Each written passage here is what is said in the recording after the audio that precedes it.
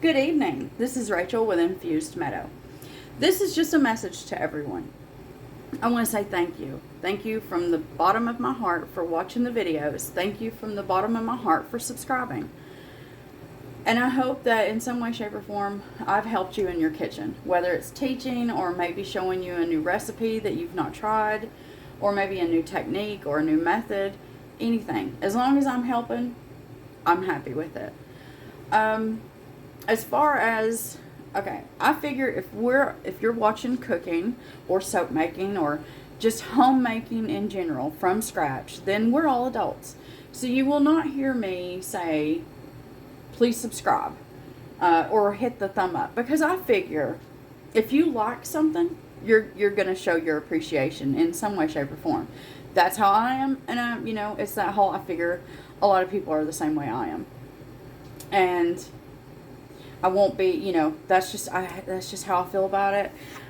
I subscribe to people that I enjoy, as you will, That's part of what I think we all do. Now another thing, you will not see me say, do this, and then watch me do the opposite. When I show you that I have home ground garlic, onion, basil, all these things, that's because that's what I do. I grow my own herbs outside. I have a small garden. I grow a lot of things outside. And herbs, they're nice and kind of compact, so you can actually get quite a bit. And if you prune your plants right with the cut and come again method, you can, out of 4 plants, like let's say 4 parsley plants, you can get an entire summer worth of parsley and not a nice big containers worth just from those 4 plants. So you just, you trim them back with the cut and come again, and then you dehydrate that and you store that. And that's what I do with all of my herbs. I grow them, I dry them, and then I either, like my garlic I keep separate, but I've made a couple like a Cajun spice mix that I've done, my blackening seasoning. I've got a garlic and bell pepper seasoning that I make, and it's literally everything's from scratch. The only thing is not is salt, and I don't grow pepper. I do have to buy my pepper and my salt and my oils, but most of everything else is from my home. And I hope that I can teach or, show something new that somebody didn't know.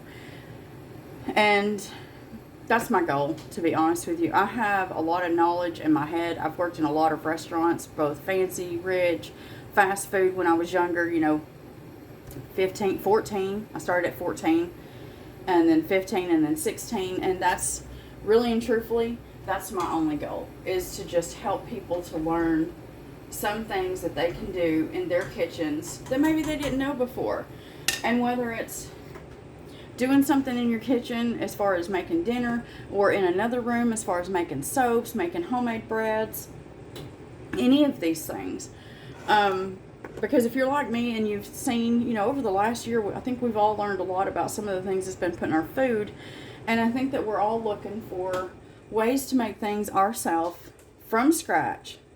And that's my goal, is to help you learn how to make things from scratch. Because I already do it. My mom does it. My grandmother does it. And it's generational knowledge that I have that maybe you don't. Or maybe you have some and you can give me tips, That's what it's supposed to be about. Us helping each other out as a cooking community. Maybe I know something that you don't. You know something that I don't. We teach each other and we learn from each other and we make our kitchens better with each other. That's what we do. That's what we're supposed to be doing. And that's my goal. I would like to see people actually come together and stop complaining and start helping each other. If depending on where you're at in the world, you may not like cornbread, you may not like beans, and that's fine. That's fine. But in my home, we do. In somebody else's home, they do.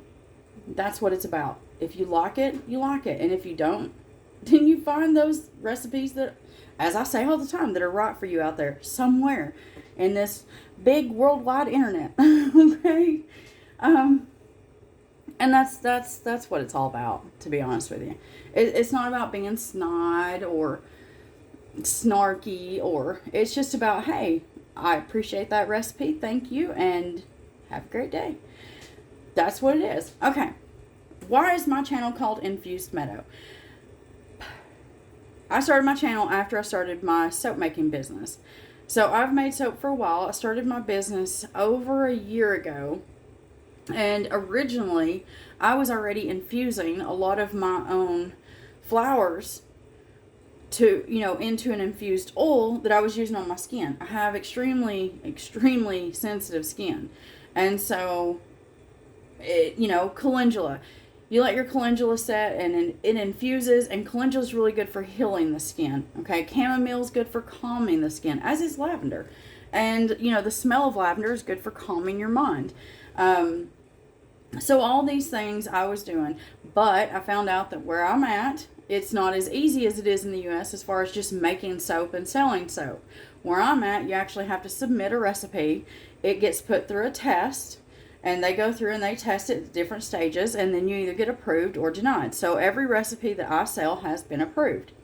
What I did not know, so they have a category called botanicals, and I thought that that's where you just sprinkle like your lavender or whatnot on top of your soap. I personally do not do that. I don't want things trying to clog up my drain in my shower. That's my preference. It may not be yours.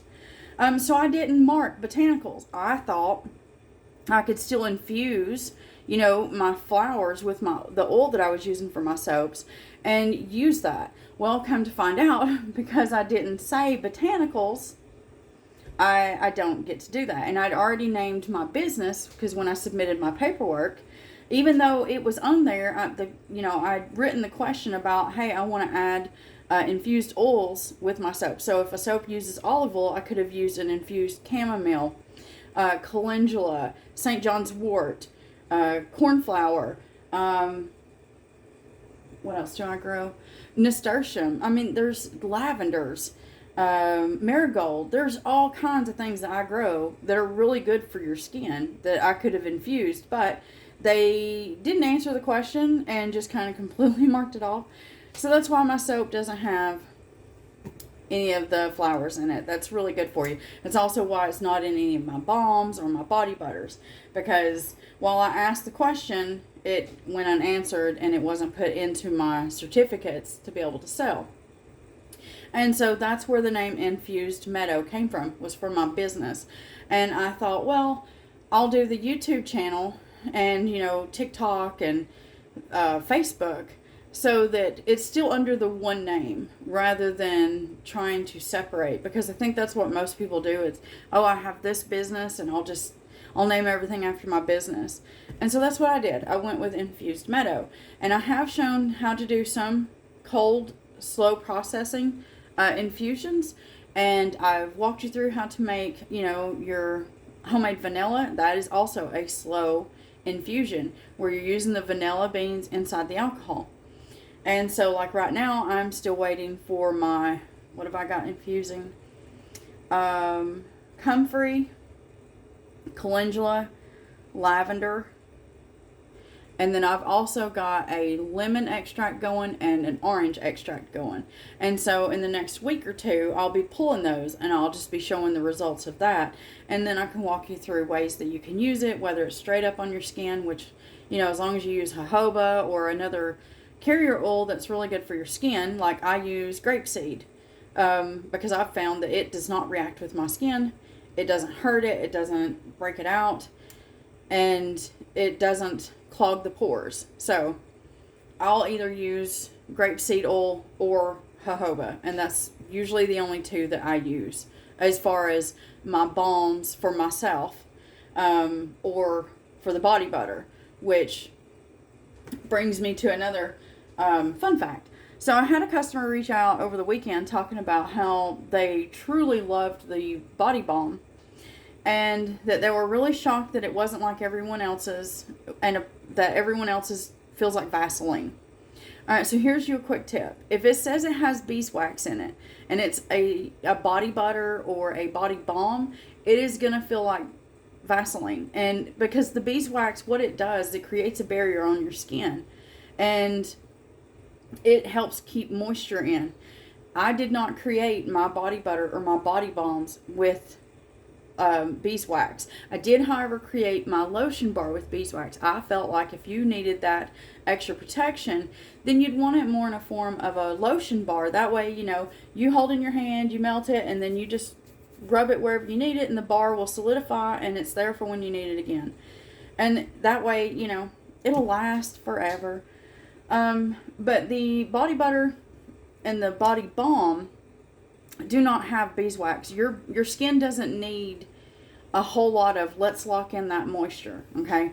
So mine does not feel like Vaseline in any way, shape, or form. Mine is more like lotion that you get from the store. The only difference is, you ever put lotion on and then an hour later you can still feel it on your hand, you know, your hand or your arm? Yeah, mine doesn't do that. So you might feel it for about the first 3 to 5 minutes, and after that your skin is going to drink it up. And it's going to love it. And that's that. And I use very light scent in both my soap and my body butter and my body lotion. The lotion bar and the body balm. Why do I do that? You probably wear perfume or you wear cologne. You do not need to use something that's going to have you walk around smelling like that all day. And you spray on your perfume and your cologne. If the two scents don't get along very well, you could walk around stinking and not even know it. So I don't do that. I don't put a heavy scent in my stuff. That's to help you.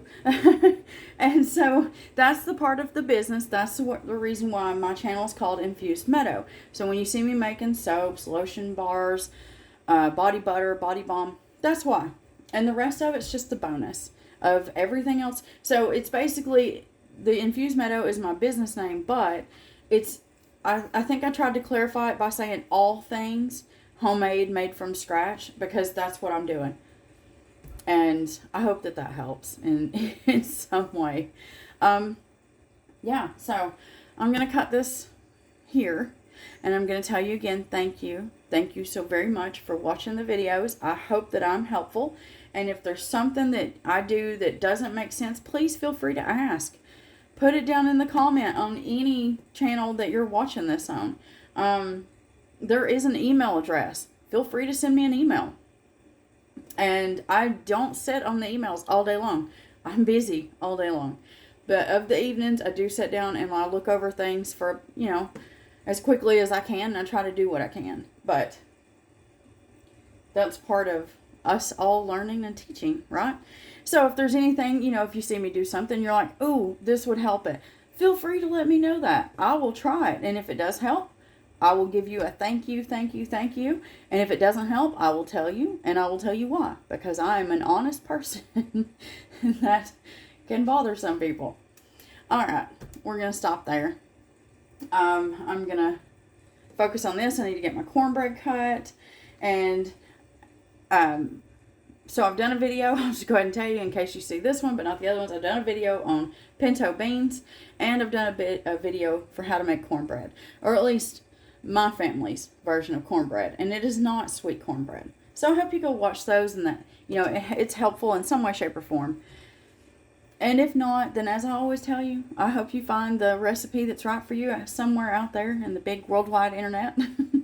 And hey, I hope you go have yourself a very wonderful rest of your day.